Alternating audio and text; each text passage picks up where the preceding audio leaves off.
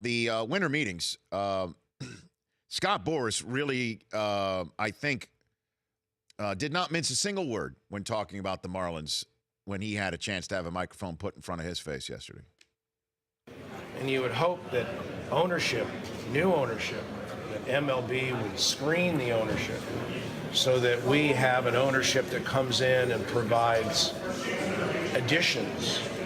And they come in and they redirect.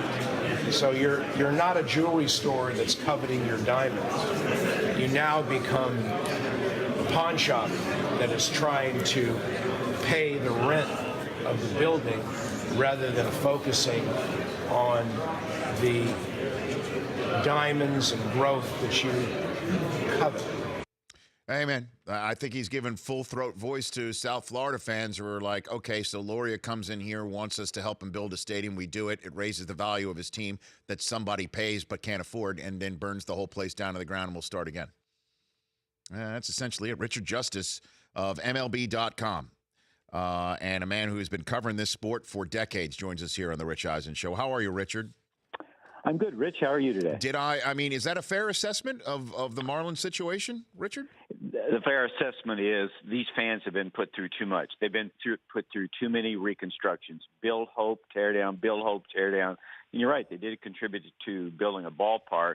On the other hand, the franchise had to have the ballpark. Here's what Derek Jeter has to do, Rich. He has to come in and give them some credibility. I'm okay with this plan. I'm okay with trading all these guys and breaking people's hearts again and accumulating talent. I'm just saying this time you have to stay the course. You can't have a change in ownership. You can't have a change in baseball ops. You can't fire the manager every 20 minutes every time you get upset about something. The credibility is zero in that market for that franchise, and everyone knows it. That's why baseball, Scott, one of the things Scott said, they need to do a better job of vetting owners. Baseball was honored and thrilled to have Derek Jeter involved because he did bring credibility, but it's going to take months and years to do it.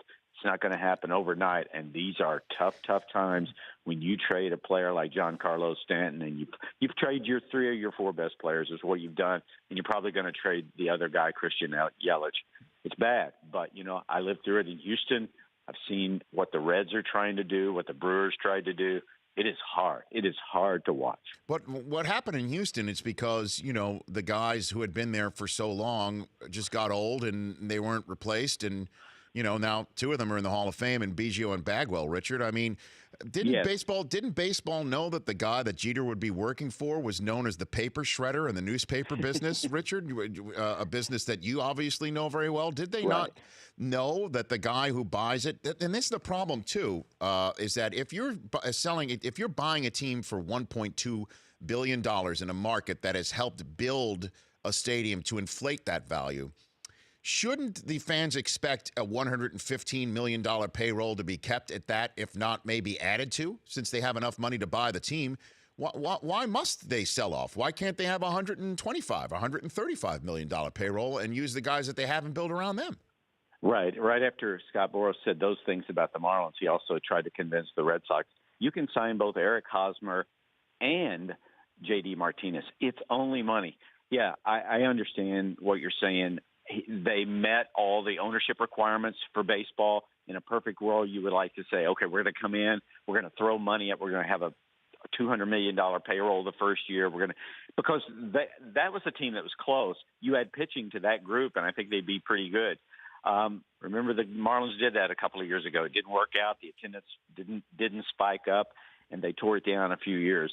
I would just say this. I was talking to Michael Hill, the Marlins president of baseball ops yesterday, and he said, listen, Derek Jeter didn't get into this thing to fail. We're going to succeed, and it's not going to be pretty at the beginning. And I know people are sick and tired of hearing that we're going through this again. You're putting us through this again.